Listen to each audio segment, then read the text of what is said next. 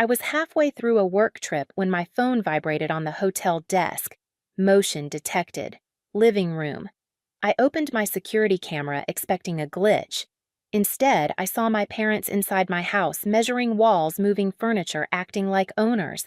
Then I heard my mother laugh and say, "Once everything is here, she won't make a scene." My stomach dropped. They weren't visiting. They were replacing my life while I was gone. I didn't scream. I didn't call anyone.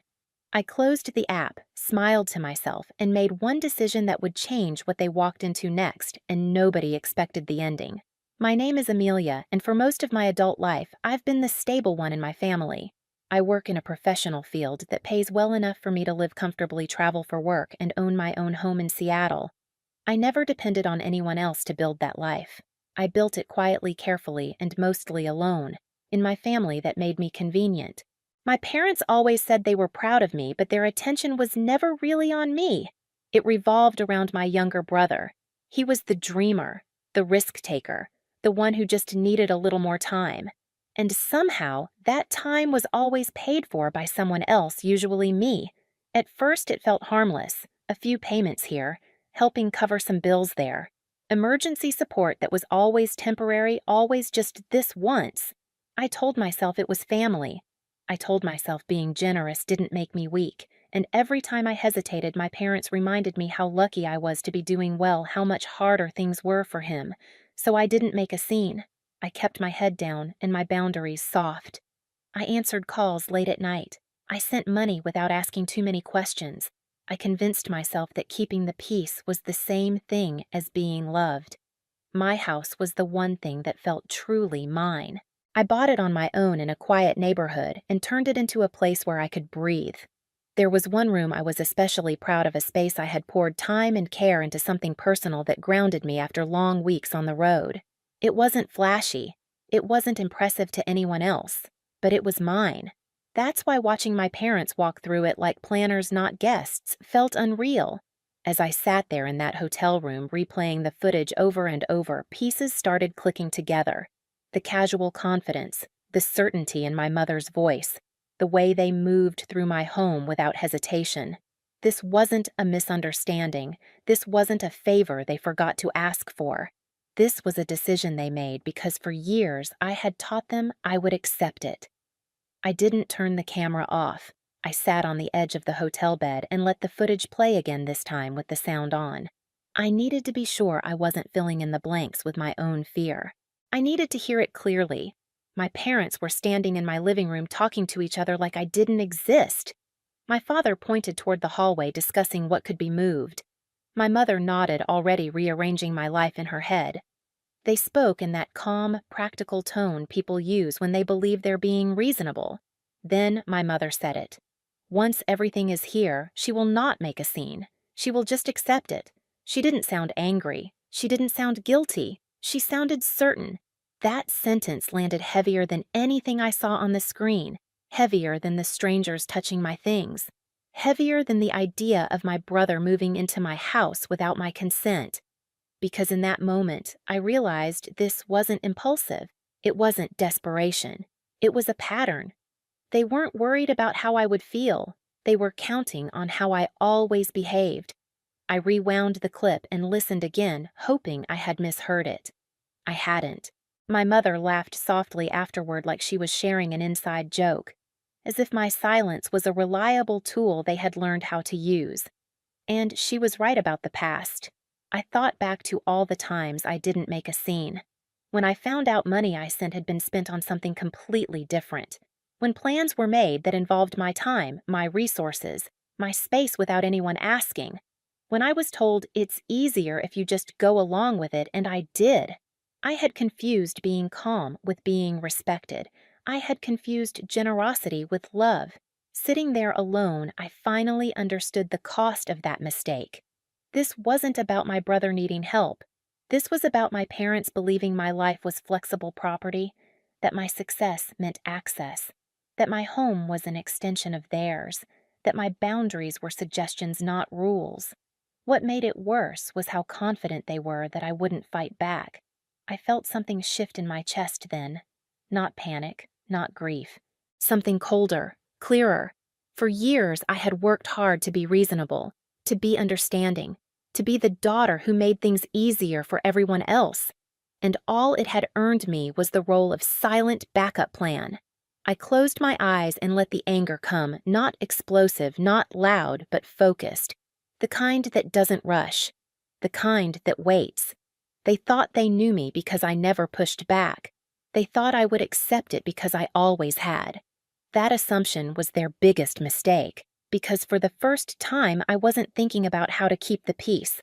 I was thinking about how to take my power back and exactly when they would realize they had underestimated me. I didn't call them. I didn't confront anyone. That surprised even me. The old version of me would have rushed to explain, to argue, to beg them to slow down until I got home. But something had cracked open in that hotel room, and once it did, I saw the situation with painful clarity. Confrontation wouldn't stop them. It would only teach them to hide it better. So instead, I stayed quiet and started working. On the flight back, I bought the Wi-Fi and opened my laptop. I created a single folder and gave it a simple name. Inside it, I began pulling together records I hadn't looked at in years. Payments, bills, transfers that were always framed as temporary help. Emergency support that somehow never ended. Seeing it all laid out in one place was sobering. One payment by itself looked harmless. So did the next. But together they told a different story. Years of quiet expectation. A pattern of taking that relied on one assumption that I wouldn't say no. That's when it hit me. This wasn't generosity anymore. It was entitlement I had helped normalize. I also knew something else. My brother never did anything quietly. If he was planning to move into my house, it wouldn't be subtle. He would want people to see it, to admire it, to believe he had finally made it. And that meant timing mattered. I watched his posts, his countdowns, the hints about something big coming soon. He wanted an audience. He wanted validation. He wanted the moment to belong to him. I decided to let him have it. While they were busy rearranging my home, I was preparing something they couldn't talk their way out of. I didn't exaggerate. I didn't add emotion to the facts. I just organized the truth into something undeniable. For the first time, I wasn't trying to protect anyone's feelings, not even my own. I was protecting my boundaries. By the time my plane touched down, I wasn't angry anymore. The chaos I felt earlier had collapsed into something solid and steady. A plan that didn't rely on yelling or revenge, but on exposure and choice. They believed silence meant consent. They believed I wouldn't make a scene. They were right about one thing: I wasn't going to explode. I was going to let them walk straight into the consequences of everything they had assumed about me. I didn't park in my driveway. I stopped a few houses down and walked the rest of the way, watching my own home like it no longer belonged to me. Cars lined the street. Strangers moved in and out through my front door like it was a public space. Music thumped from inside, heavy enough to rattle the windows. The house I built to be quiet had become loud without my consent. I stood there for a moment and let myself feel it, the violation, the anger, the disbelief. Then I walked forward. Inside the living room was unrecognizable. My furniture was pushed aside. Lights were set up. A backdrop covered the wall. People I didn't know sat around casually laughing, drinking, acting like this was normal, like this was earned. My mother was near the center of it all, directing people with an energy I rarely saw when it came to me. She turned when she noticed me and froze. "What are you doing here?" she snapped. "I thought you were out of town." "I came home," I said evenly. "To my house." She sighed like I was being difficult. "We're in the middle of something important. Don't make this about you." That sentence told me everything I needed to know. My brother was nearby, holding a phone, smiling into it like the room existed only to reflect him back. He was talking fast, confident, performing success. When he saw me, his smile flickered, but he didn't stop. "Guys," he said into the camera, forcing a laugh. "Look who decided to drop by, my sister Amelia. She's cool with all this, don't worry." I stepped closer into view. "No," I said calmly. "I'm not." The room shifted. A few people glanced at each other. My brother's smile tightened. "Relax," he muttered. "You're ruining the vibe." "I'm ending it," I replied. I didn't yell. I didn't argue. I reached into my bag and pulled out the folder I'd prepared. It wasn't dramatic. It didn't need to be. For anyone here, I said, looking around the room, this is my home. I own it. No one asked for my permission to be here today. My brother scoffed. You don't have to do this in front of everyone. I do, I said. Because this was planned in front of everyone. I turned to him. You don't live here. You were never invited to move in, and the image you're selling right now, this success you're claiming, was built on years of my support that you never repaid.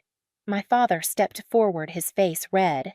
This is a family matter. You're embarrassing us. No, I said. I'm stopping this. I opened the folder and placed it on the nearest table. These are records, payments, bills, support I gave over several years because I was told it was temporary. It wasn't. My brother tried to laugh it off, but his eyes kept darting to the folder. This is insane, my mother said sharply. After everything we've done for you. You've been in my house without asking, I said, measuring walls, moving my things, deciding my life while I was gone. Her mouth opened, then closed. I turned back to my brother. You wanted people to see the truth? Here it is. He stepped toward me. Turn that off, he hissed, nodding toward the phone. You're taking this too far. I'm not the one who took it anywhere, I replied. You did. That's when someone else walked in. She didn't raise her voice. She didn't look angry. She just looked done. She held an envelope in her hands. I think this belongs here, she said, stepping into the room. My brother went pale. Why are you here? She didn't answer him. She looked at me. You should see this. She opened the envelope and pulled out papers. Not dramatic, just clear, official looking. This, she said, is a contract connected to a vehicle you claimed was fully yours, but the name listed as responsible isn't yours. She turned the paper so my parents could see it. It's Amelia's. The room went silent. I took the papers from her hands. I didn't need to read every line. The signature was enough. It wasn't mine. You used my name, I said quietly, without asking.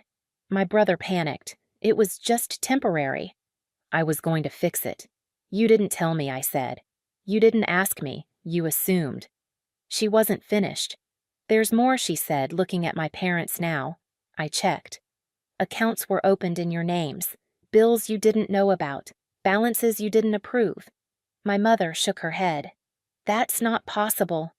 It is, she replied gently, and it's already affecting you. My father's phone buzzed in his hand. He looked down at it, then back up at my brother like he was seeing him for the first time. You did this, he whispered. My brother backed away, shaking his head. I was going to make it right. That was the moment everything collapsed. Not because I yelled, not because I forced it, but because the truth had nowhere left to hide. I took a breath and spoke clearly. This ends now. Everyone who doesn't live here needs to leave. My mother rushed toward me. You can't do this. We're family. You stopped treating me like family when you decided I would just accept it, I said. She grabbed my arm. You're destroying us. I gently pulled away. No, I'm stopping this from destroying me. I stepped back and took out my phone. I'm asking everyone to leave, I said calmly. If you don't, I'll handle it the right way. People started moving, quietly, quickly. The energy drained out of the room. My brother stood frozen, staring at the floor. This didn't have to happen, he said. It did, I replied, because it already happened without me. By the time the house was empty, the silence felt unreal. The lights were still on, the backdrop still stood, but the illusion was gone. I looked at my parents one last time. You raised me to be reasonable, I said. You taught me to keep the peace. Today, I chose myself instead. I didn't wait for a response. For the first time, the house felt like mine again. The house didn't feel empty after they left. It felt quiet in a way I had never experienced before. No voices telling me to be patient. No footsteps that didn't belong to me. No tension hanging in the air waiting for the next demand. My parents didn't come back that night. Or the next day. When they did reach out later, it wasn't to apologize. It was to explain, to justify, to tell me I had gone too far, that I should have handled it privately, that family problems weren't meant to be exposed. But nothing about what they did was private to me. My brother disappeared from view almost immediately. The confidence, the noise, the performance, all gone. Without access, without an audience, there was nothing left to prop him up. The image collapsed under its own weight. As for my parents, the reality they avoided finally caught up with them. Consequences they assumed I would quietly absorb were now theirs to face. For the first time, I wasn't stepping in to soften the landing, and I didn't feel guilty. I walked through my home room by room, putting things back the way I liked them, straightening, cleaning, reclaiming space that had been treated like it didn't belong to me. Nothing had changed physically that day. The walls were still standing, the house was still intact, but everything had changed in the way that mattered. I had stopped negotiating my worth, and for the first time, the silence felt like peace. For years, I thought family meant endurance, that if I stayed quiet long enough, things would get better. I was wrong. Family isn't built on entitlement or silence. It's built on respect. Walking away wasn't cruelty, it was survival. My home is calm now, and so am I. If you've ever had someone cross your boundaries and expect you to accept it just because you're family, share this story. You're not alone. And if this resonated with you, subscribe for more stories like this.